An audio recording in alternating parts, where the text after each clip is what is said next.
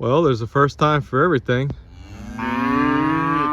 First time this winter, I dumped over a new bale of hay and nobody even moved to go get it.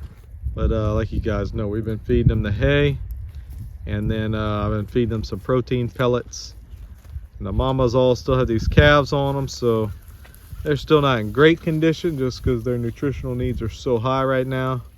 Like the bull and the steers and the calves, they're all looking really nice. You can see his guts. You can tell he's a bull. He won't take his eyes off you.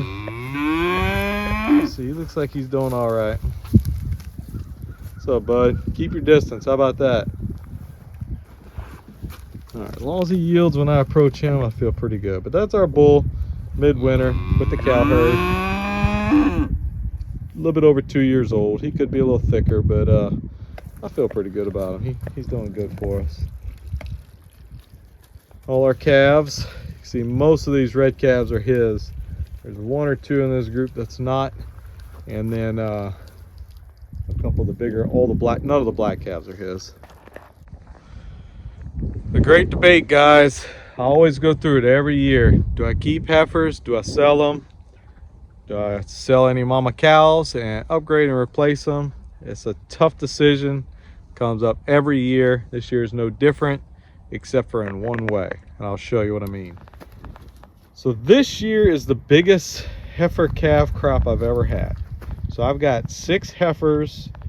I think I got 7 heifers. 5 of them are half South Pole. 1 of them is half Angus, and the other one is half Miss Daisy. That's that little baby one right there. Look at her compared to the regular size heifers. So she's probably, I'm gonna say, not even a third of their weight. She's half as tall, but her weight is just, I mean, tiny compared to the other ones. So she won't be a breeding animal on our farm. She is a heifer, not sure what to do with her. Sell her as a novelty, something like that, or just keep her as a mascot for the farm. I really don't know what to do with Dollop, but I don't think I'm gonna breed her to our bull over here. I think he's just too big for, or basically any non-miniature bull is probably too big for her. But the big thing this year is I've got a good sized calf crop to choose from.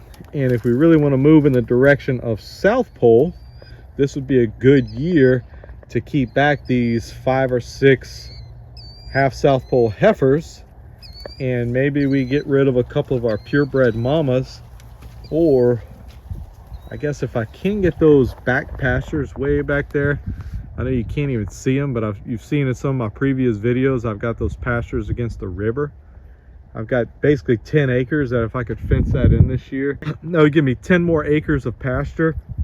So I could probably just keep all of my mama cows and keep all these heifers and be fine. But I'd probably still get rid of, I've got a couple of cows that are really tall, a little bit leaner than the other ones. Don't quite fit exactly what we're trying to do. Here's that half Angus heifer. She's the oldest out of this crop, but she's by far the biggest.